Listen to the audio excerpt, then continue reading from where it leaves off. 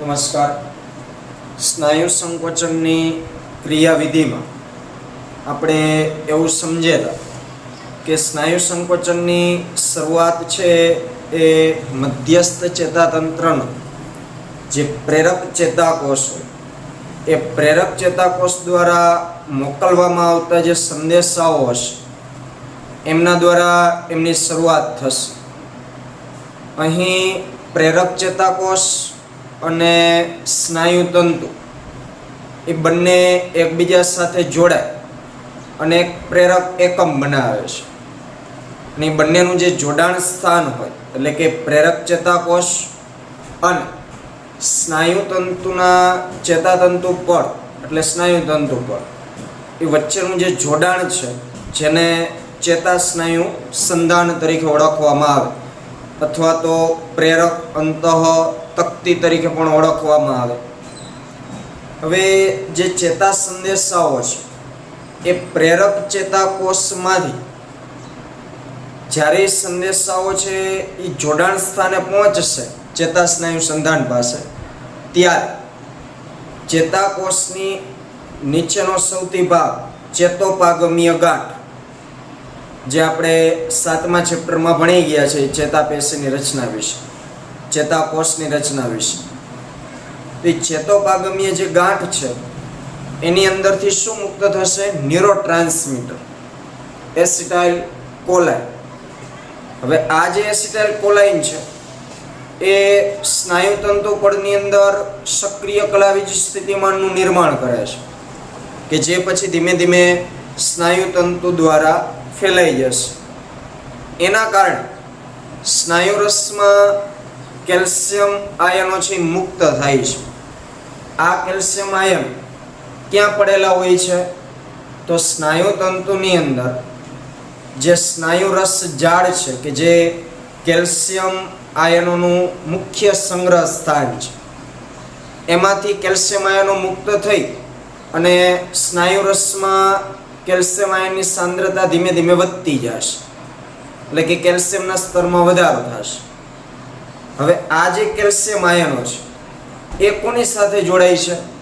તો એક્ટિન તંતુકો ઉપરના જે ટ્રોપોનિન છે એ ટ્રોપોનિનના ઉપ એકમ સાથે જોડાય છે. આટલા સુધી આપણે જોયું કેલ્શિયમ એ એક્ટિન તંતુકો ઉપરના ટ્રોપોનિનના ઉપ એકમ સાથે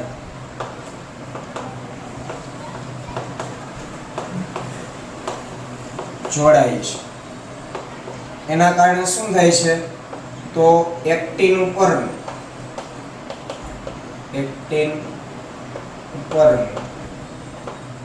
સક્રિય માયોસિન જોડાણ સ્થાન,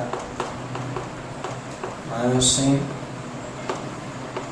જોડાણ સ્થાન પરથી ઢાંકણ દૂર થાય છે. ત્યારે આપણે એવું કીધેલું કે ઢાંકણ એટલે એ કોણ ઢાંકણ?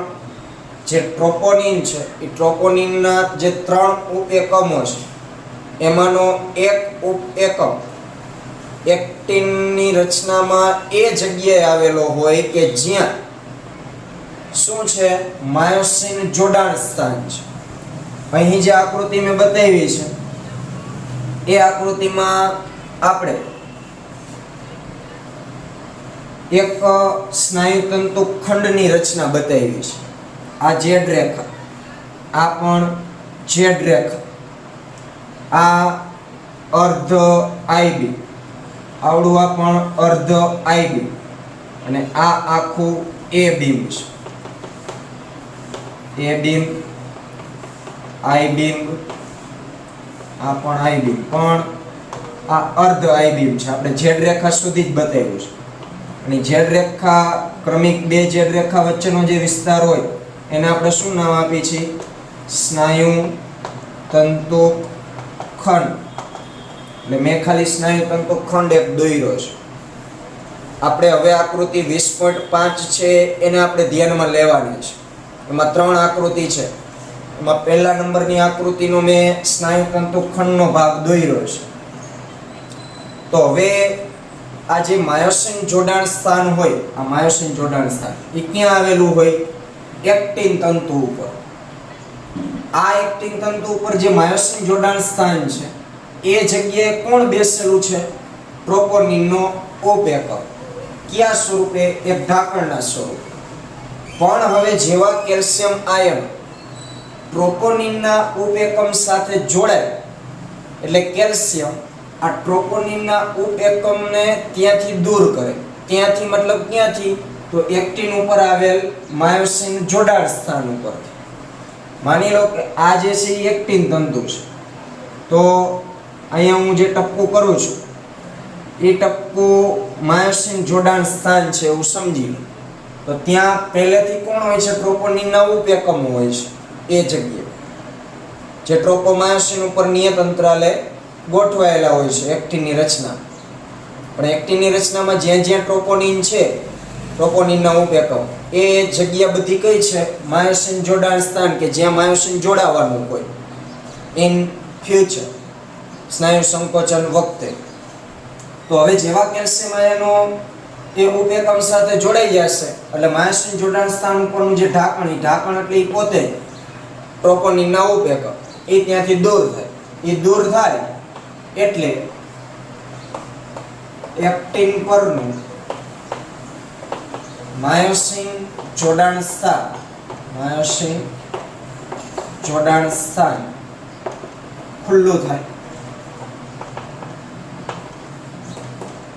હવે જોડાણ સ્થાન ખુલ્લું થાય એટલે કે હવે માયોસિન ત્યાં જોડાઈ શકે, માયોસિનનો તંતુ એક્ટિન સાથે એ જગ્યાએ. આટલે સુધી આપણે ચર્ચા કરેલી હતી. એનાથી હવે આગળ વાત કરીએ તો અહીં એક્ટિન ઉપર શું શું ફેરફાર થાય છે એની ચર્ચા કરી. હવે સામે જે માયોસિન તંતુઓ છે, આ એ બીમમાં જે યલો કલરના આપણે 3 બતાવ્યા છે માયોસિન છે. તો હવે માયોસિન તંતુમાં કેવા ફેરફાર થશે? તો આપણે માયોસિનની રચનામાં ભણી ગયા છે કે શીર્ષ અને પૂંછ એનો જે મેરોમાયોસિનનો એકમ હોય, સિંગલ અણુ મેરોમાયોસિન, તેમાં 2 સ્થાન હોય, ટૂંકા હસ્ત સાથેનું શીર્ષ અને પૂંછડી. તો શીર્ષનો જે ભાગ છે એની પાસે બીજા 2 ભાગ છે. કયા? એક એક્ટિન જોડાણ સ્થાન અને એક એટીપી જોડાણ સ્થાન. તો આટલું બન્યા પછી હવે માયોસિન ઉપર જે એટીપી જોડાણ સ્થાન હોય કે જ્યાં એટીપી જોડાયેલું હોય છે,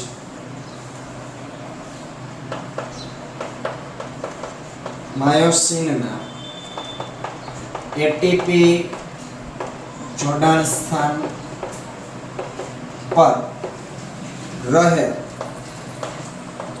જે એટીપીના અણુઓ હશે એ એટીપીનું શું થશે? જળ વિભાજન. એટીપીનું જળ વિભાજન. હવે એટીપીનું જળ વિભાજન થશે. આ એટીપી હોય છે ક્યાં? માયોસિનના શીર્ષમાં જ્યાં એટીપી જોડાણ સ્થાન હોય એ જગ્યાએ એટીપીના અણુઓ જોડાયેલા હોય. પણ હવે આટલું બન્યા પછી એ માયોસિનના એટીપી જોડાણ સ્થાન ઉપર રહેલ જે એટીપીના અણુઓ હશે એનું શું થાય છે? જળ વિભાજન. હવે એટીપીનું જળ વિભાજન થવાથી એમાંથી શક્તિ ઉત્પન્ન થશે. જળ વિભાજન થશે એટલે એટીપીમાંથી શું બનશે? એડીપી પ્લસ પીઆઈ, એટલે કે ફોસ્ફેટનો એક અણુ દૂર થાય. આ પીઆઈ એટલે ફોસ્ફેટનો એક અણુ છે. એટીપીનું આખું નામ શું છે? એડિનોસાઇન ટ્રાઇફોસ્ફેટ, એટલે કે 3 ફોસ્ફેટના અણુઓ હોય. પણ હવે એનું જળ વિભાજન થશે એટલે એમાંથી શું બને?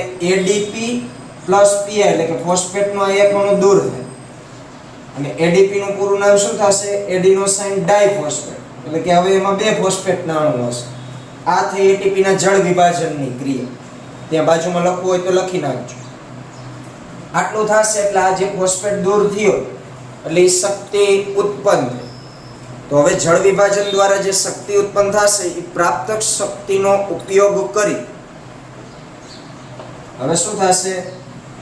શક્તિનો ઉપયોગ.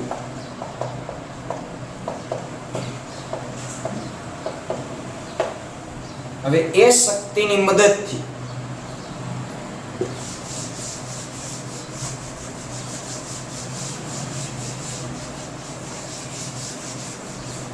હવે અહીં જે શક્તિ ઉત્પન્ન થઈ એ શક્તિનો ઉપયોગ કરી માયોસિન તંતુના શીર્ષ એક્ટિનના ખુલ્લા સક્રિય સ્થાનો સાથે સેતુ નિર્માણ માટે જોડાય છે. ઉપયોગ કરી અહીં લખું છું માયોસિનના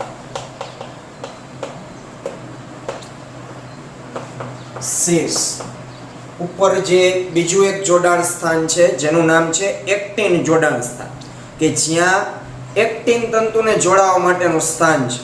તો હવે શીર્ષ એક્ટિનના ખુલ્લા સક્રિય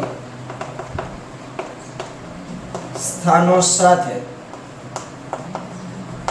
સેતુ નિર્માણ કરે છે.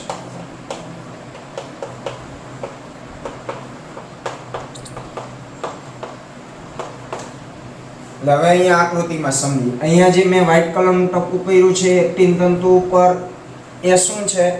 માયોસિન જોડાણ સ્થાન, જે કેલ્શિયમ દ્વારા ખુલ્લું થયું. હવે આ માયોસિનનો તંતુ છે, તો માની લો કે અહીં એક્ટિન જોડાણ સ્થાન છે. તો હવે એ એક્ટિન જોડાણ સ્થાન કઈ રીતે સક્રિય બને છે?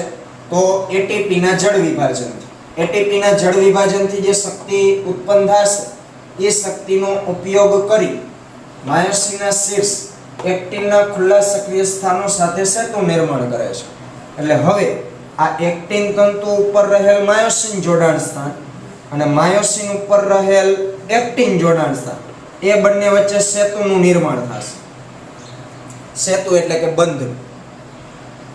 હવે એ જે બંધ બનશે, આવું જેટલા એક્ટિન તંતુના જોડાણ સ્થાનો હોય, માયોસિન તંતુના જોડાણ સ્થાનો, એ બધા વચ્ચે સેતુ નિર્માણ થશે. આ બાજુ પણ સેમ એવું બનશે. આ હું જે દોરું છું એ સેતુ, અહીંયા પણ એવું બનશે. હવે જેમ જેમ સેતુ નિર્માણ થતું જશે તેમ તેમ એક્ટિન તંતુ, બંને બાજુના એક્ટિન તંતુ, આ જે બે માયોસિન વચ્ચેનો જે અવકાશ છે, આ જે વિસ્તાર છે, જેને આપણે શું કહીએ છીએ? એચ વિસ્તાર અથવા એચ રેખા. તો એ બંને બાજુના એક્ટિન તંતુ એ સેતુ નિર્માણને કારણે જેમ જેમ સેતુ નિર્માણ થશે એમ એક્ટિન તંતુ આમ અંદરની તરફ ખેંચાશે. આ બાજુનું પણ એવું બનશે. જેમ જેમ સેતુ નિર્માણ થશે એમ અંદરની તરફ એક્ટિન તંતુ ખેંચાતા આવશે.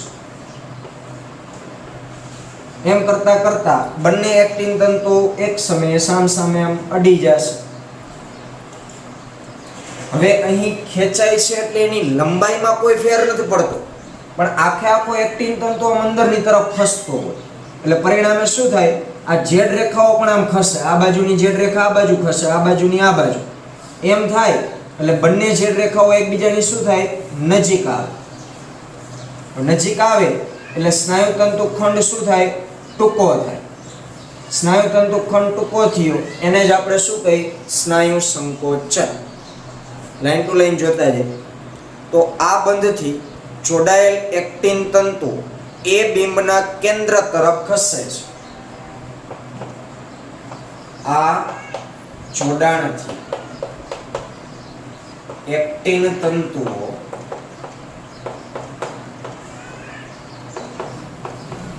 એ બિંબના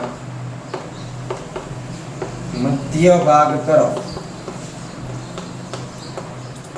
ખસે છે.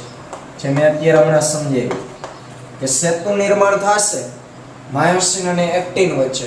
એટલે એ સેતુને કારણે એક્ટિન તંતુઓ છે આ એ બિંબના મધ્ય તરફ આમ ખસતા જાય. આ બાજુના એક્ટિન તંતુ આ તરફ ખસે, આ બાજુના એક્ટિન તંતુ આ તરફ ખસે. એવા જેટલા એક્ટિન તંતુ હોય એ બધા. એટલે કે સંકોચન થાય છે. આ એક્ટિન સાથે જોડાયેલ ઝેડ રેખા પણ શું થશે? એક્ટિન સાથે જોડાય ઝેડ રેખા પણ અંદરની તરફ ખસે, કારણ કે અહીંયા એક્ટિન તંતુ આમ ખેંચાય એટલે કે એની લંબાઈમાં વધારો નથી થતો. એક્ટિન તંતુની જેટલી લંબાઈ છે એટલી ને એટલી જ, પણ આ આખો એક્ટિન તંતુ આ રીતે આમ ખસે, આ એક્ટિન તંતુ આમ ખસે, આ બાજુનો એક્ટિન તંતુ આમ ખસે, આ એક્ટિન તંતુ આમ ખસે, એટલે એની લંબાઈ તો એટલી ને એટલી જ રહે છે. પણ એ બીમની મધ્યનો જે વિસ્તાર છે એમાં એ ખેંચાઈ જાય છે. કોના કારણે? સેતુ જેમ જેમ બનતા જાય એમ અંદરની તરફ ખેંચાતા જાય, જેનાથી સ્નાયુ તંતુ ખંડ ટૂંકો થાય, જેનાથી સ્નાયુ તંતુ ખંડ ટૂંકો થાય.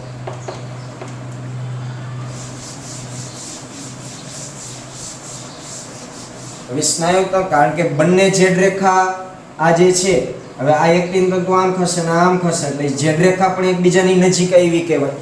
ઝેડ રેખા નજીક આવે તો સ્નાયુ તંતુ ખંડનો જે વિસ્તાર છે એ શું થાય? ઘટી જાય, ટૂંકો થઈ જાય, એટલે કે સંકોચન થાય. પરિણામે સંકોચન થાય. આવું દરેક સ્નાયુ તંતુ ખંડમાં બનશે, એટલે પરિણામે આખો સ્નાયુ તંતુ શું થશે? સંકોચાઈ જશે. આ ક્રિયાવિધિને આપણે શું કહીએ? સંકોચન. આ રીતે સંકોચન થતું હોય. હવે અહીં સ્નાયુના ટૂંકા થવાના સમય એટલે કે સંકોચન થવાથી આઈ બીમ પણ ટૂંકો થાય, ત્યારે આઈ બીમ પણ ટૂંકો થાય, કારણ કે ઝેડ રેખાને કારણે આઈ બીમ છે એ બે અર્ધ ભાગમાં વહેંચાય છે. આ તો આખું આમ આઈ બીમ ગણે, આખું આટલું, પણ અહીં વચ્ચે ઝેડ રેખા છે એનો મતલબ શું થયો? આઈ બીમ ને એ બે અર્ધ ભાગમાં વિભાજિત કરે છે. પણ હવે ઝેડ રેખા નજીક આવે તો પરિણામે આઈ બીમ પણ શું થઈ જાય? ટૂંકો થાય, જ્યારે એ બીમ તેની લંબાઈને જાળવી રાખે છે. એ બીમની લંબાઈ જળવાઈ રહે છે, કારણ કે એ બીમમાં કંઈ ફેરફાર નહીં થાય, જ્યાં છે એમનામ જ રહેશે. આ જે માયોસિન વાળો ભાગ છે એ તો એમનામ જ રહેશે, પણ માયોસિન, બે માયોસિન વચ્ચે જે એક્ટિન તંતુ આવેલા છે એ એક્ટિન તંતુ જે અવકાશમાં ખસે છે, અને એ અવકાશ એટલે એ જ રેખા. તો હવે જ્યારે એકદમ પૂર્ણ સંકોચન થશે એટલે બંને એક્ટિન તંતુ આમ સામસામે અડી જશે, પરિણામે એચ વિસ્તાર અદ્રશ્ય થઈ જશે, એચ વિસ્તાર દેખાતો બંધ થઈ જશે. તમે આકૃતિમાં જોઈ શકો છો કે 20.5 નંબરની જે આકૃતિ છે એમાં પહેલી આકૃતિ જે મૂળ છે શિથિલ અને પછી સંકોચનની શરૂઆત થાય એ બતાવી, અને પછી મહત્તમ સંકોચન. એકદમ મહત્તમ સંકોચન થાય એટલે શું થઈ જશે? બધું ટૂંકું થઈ જશે અને એચ વિસ્તાર પણ અદ્રશ્ય થઈ જશે. હવે માયોસિન છે એડીપી અને પીઆઈ મુક્ત કરે છે, જે વિશ્રામી સ્થિતિમાં પરત જાય છે. હવે વિકોચન કેવી રીતના થાય, એટલે કે આ મૂળ જે હતું એવું પાછું ક્યારે થઈ જાય? તો અહીં ખાસ આપણે યાદ રાખશું કે સેતુ નિર્માણ ક્યારે થાય? એટીપીની ગેરહાજરીમાં. એટીપી અણુની ગેરહાજરી જ્યારે હોય, એ ગેરહાજરી ક્યારે થાય? કે જ્યારે એટીપીનું જળ વિભાજન થવાથી એડીપી અને પીઆઈ મુક્ત થઈ ગયા હોય અને જે શક્તિ ઉત્પન્ન થઈ એનો ઉપયોગ કરી અને માયોસિન શીર્ષ છે એક્ટિનના ખુલ્લા સ્થાન સાથે સેતુ નિર્માણ કરે છે. તો સેતુ નિર્માણ જ્યારે થાય ત્યારે સમજવાનું કે માયોસિનના શીર્ષ ઉપર એટીપીની ગેરહાજરી હોય અને એટીપી માંથી શું બની ગયું હોય? એડીપી અને પીઆઈ. હવે વિકોચન કેવી રીતના થાય? તો ઓલું જે માયોસિને એડીપી અને પીઆઈ જે મુક્ત કરેલ છે એ ફરી પાછા જોડાશે, અને ફરી પાછા જોડાવાથી શું થાય? નવો એટીપી પાછો બને. માયોસિન દ્વારા જે એડીપી અને પીઆઈ મુક્ત કરે છે, જે વિશ્રામી સ્થિતિમાં પરત જાય છે. માયોસિન એડીપી અને પીઆઈ એટલે ફોસ્ફેટ મુક્ત કરે છે, જે વિશ્રામી સ્થિતિમાં પરત જાય છે. એટલે કે જ્યારે હવે વિશ્રામી સ્થિતિ પાછી શરૂ થવાની હોય, એટલે કે વિકોચન થવાનું, ત્યારે એડીપી અને પીઆઈ એ ફરી પાછા શીર્ષ ઉપર જ્યાં એટીપી જોડાણ સ્થાન છે ત્યાં જશે. હવે શું થશે તો કે એડીપી અને પીઆઈ, એડીપી પ્લસ પીઆઈ જોડાઈને શું બનાવશે? એટીપી બનાવશે. એટલે અહીં એક નવો એટીપી પાછો બને. આ જે નવો એટીપી છે, નવો એટીપી જોડાય છે. ક્યાં જોડાય છે? તો માયોસિનનું જે શીર્ષ છે કે જ્યાં એટીપી જોડાણ સ્થાન છે ત્યાં નવો એટીપી જોડાશે. એટલે પરિણામે સેતુ નિર્માણ જે છે એ તૂટી જશે. સેતુ નિર્માણ તૂટે છે. સેતુ નિર્માણ તૂટે એટલે એટીપી છે માયોસિનના શીર્ષ દ્વારા ફરી જળ વિભાજન પામે અને સેતુ નિર્માણ અને તૂટવાનું ચક્ર છે પુનરાવર્તિત થયા કરે છે, જેને પરિણામે સરકવાનું આગળ ચાલે છે. સેતુ નિર્માણ તૂટે એટલે શું થાય? ફરી પાછું વિકોચન થાય. એટલે ખાસ યાદ રાખો, એટીપી ની ગેરહાજરીમાં સેતુ નિર્માણ થાય અને એટીપી ની હાજરીમાં જે સેતુ બનેલા હોય એ શું થાય? તૂટી જાય. તો આ રીતે સેતુના નિર્માણ અને તૂટવાનું ચક્ર છે પુનરાવર્તિત થયા કરશે. હવે આ પ્રક્રિયા ક્યાં સુધી ચાલુ રહેશે? કે જ્યાં સુધી કેલ્શિયમ આયન સ્નાયુરસની સિસ્ટરની એટલે કે અંતઃ સ્નાયુરસ જાળમાં પાછા ન ફરે, જ્યાં સુધી કેલ્શિયમ સ્નાયુ રસ સિસ્ટરની ઇંગ્લિશ શબ્દ છે, એને અંતઃ સ્નાયુ રસ જાળનું અંગ્રેજી નામ છે. સિસ્ટર્નીમાં પાછા ન ફરે એટલે કે જે ઓલા કેલ્શિયમ આયનો એ ઉપ એકમને પકડી રાખ્યા હોય, તો હવે આ ઉપ એકમ જ્યાં સુધી કેલ્શિયમ પાસે છે ત્યાં સુધી આ પ્રક્રિયા ચાલુ રહેવાની છે. અને કેલ્શિયમ આયનો જે સ્નાયુ રસમાં એની સાંદ્રતા એને વધારી લીધી છે. પણ જો આ કેલ્શિયમ આયન પાછા સ્નાયુ રસમાં જતા રહે, સ્નાયુ રસની અંતઃ રસ જાળ અથવા તો સ્નાયુ રસ જાળ, તો હવે કેલ્શિયમની સાંદ્રતા શું થાય? ઘટી જાય અને તેને પરિણામે એક્ટિન તંતુઓ પાછા ઢંકાઈ જાય.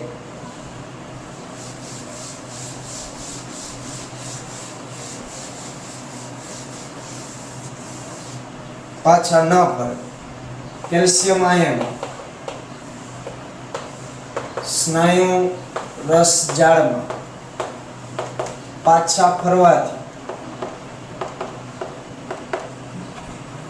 જો કેલ્શિયમ આયનો સ્નાયુ રસમાં એની જે સ્નાયુ રસ જાળ છે એમાં પાછા જતા રહેશે, તો પાછા ફરવાથી એક્ટિન તંતુઓ ઢંકાય.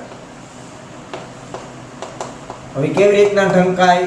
એટલે ઓલું જે ઢાંકણું એટલે ટ્રોપોનિનનો ઉપ એકમ, એને કોને પકડી રાખ્યો? તો કેલ્શિયમ.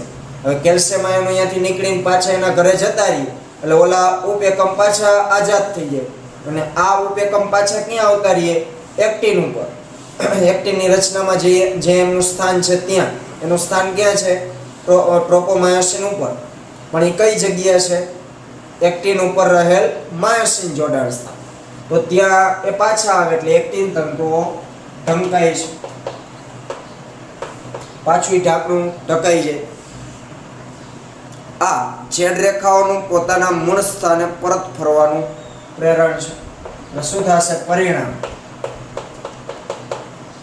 છેદ રેખાઓ પોતાના મૂળ સ્થાને જાય છે. હવે ઝેડ રેખાઓ પાછી પોતાના મૂળ સ્થાને જાય એટલે શું થાય? સ્નાયુ તંતુખંડ પાછો એનો જે મૂળ આકાર છે એ જાળવી લેશે, પરિણામે શિથિલન થાય. એટલે પાછો સ્નાયુ પોતાની મૂળ અવસ્થામાં આવી જશે. તો આ આખી થઈ સ્નાયુ સંકોચનની ક્રિયાવિધિ, કે કઈ રીતે સ્નાયુનું સંકોચન અને વિકોચન થતું હોય. હવે આગળના મુદ્દાઓમાં જે આપણે લાઈન અમુક છોડેલી હતી એને આપણે જોઈ લઈએ. તો આપણે જે કંકાલ સ્નાયુની અતિ સૂક્ષ્મ રચના ભણેલા એમાં આપણે છેલ્લે 2-3 લીટી જે કીધેલી કે વિશ્રામી અવસ્થામાં જાડા તંતુકોની બંને બાજુએ આવે પાતળા તંતુકોના છેડા વડે જાડા તંતુકોના મધ્ય ભાગને છોડી અંશતઃ આચ્છાદન પામે છે. તો વિશ્રામી અવસ્થા એટલે શિથિલન અવસ્થા. તો જ્યારે સ્નાયુ તંતુ વિશ્રામી અવસ્થામાં હોય ત્યારે જે આ માયોસિન એટલે કે એ બીમ વાળો જે ભાગ છે તેની અંદર ખૂપેલા જે એક્ટિન તંતુઓ હોય એટલે કે પાતળા તંતુ એ આમ આખા માયોસિન ઉપર આચ્છાદન ન પામેલા હોય, પણ આટલો જ ભાગ એનો થોડોક છેડાઓનો જ ભાગ છે એમ ખૂપેલો હોય છે. તો વચ્ચેનો ભાગ છે એ એક્ટિન તંતુ વગરનો રહે છે, જેને આપણે એચ વિસ્તાર કહીએ છીએ. જેથી જાડા તંતુકોનો મધ્ય ભાગ કે જે પાતળા તંતુ વડે આચ્છાદન પામતો નથી, એટલે કે જાડા તંતુનો આ મધ્ય ભાગ પાતળા તંતુ વડે આચ્છાદન પામતો નથી, એટલે કે વચ્ચેનો એટલો ભાગ ખાલી રહે છે વિશ્રામી અવસ્થા. એને શું કહેવાય? એચ રેખા. આ વિશ્રામી અવસ્થા એટલે શિથિલન અવસ્થા. ક્લિયર? પછી આપણે સંકોચનશીલ પ્રોટીનની રચના જે ભણેલા એમાં પણ હતું કે વિશ્રામી અવસ્થામાં એક્ટિન તંતુની રચનામાં છેલ્લી લીટી, વિશ્રામી અવસ્થામાં ટ્રોપોનિનનો એક ઉપએકમ એક્ટિન તંતુકો ઉપરના સક્રિય માયોસિન જોડાણ સ્થાનને ઢાંકેલો રાખે છે. વિશ્રામી અવસ્થા હોય તો કેલ્શિયમ આયનો પાછા ફરી ગયા હોય સ્નાયુ રસજાળમાં, એટલે ટ્રોપોનિનનો ઉપએકમ મુક્ત હોય. તો એ ટ્રોપોનિનનો ઉપએકમ વિશ્રામી અવસ્થામાં એક્ટિન તંતુ ઉપર જે માયોસિન જોડાણ સ્થાન છે ત્યાં જોડાયેલો રહેતો હોય, એટલે માયોસિન જોડાણ સ્થાન ઢંકાયેલું રહેશે એક્ટિન તંતુ ઉપરનું. કોના કારણે? ટ્રોપોનિનના ઉપએકમને કારણે. ચાલો, તો આ વાત થઈ સ્નાયુ સંકોચનની ક્રિયાવિધિ. હવે આપણા શરીરની અંદર અલગ અલગ જગ્યાએ અલગ અલગ સ્નાયુઓ આવેલા છે, મુખ્ય 3 પ્રકારના છે. તો દરેક સ્નાયુઓમાં આ જે પ્રક્રિયા છે સંકોચન વિકોચન એનો સમયગાળો છે એ ભિન્ન હોય છે. હવે ત્યાંથી એક નાનકડું એવું કારણ 2 માર્ક વાળું નીકળે છે, બરોબર? અહીં સ્નાયુ સંકોચનની ક્રિયાવિધિ એટલે શું સમજાવો એ પ્રશ્ન અહીં પૂરો થઈ જાય. પછીની જે લાઈન છે કે વિવિધ સ્નાયુઓમાં આ પ્રક્રિયાનો સમય ભિન્ન હોય છે, ત્યાંથી એક નવા પ્રશ્નની શરૂઆત થાય છે, જે આપણે આગળના લેક્ચરમાં ચર્ચા કરીશું.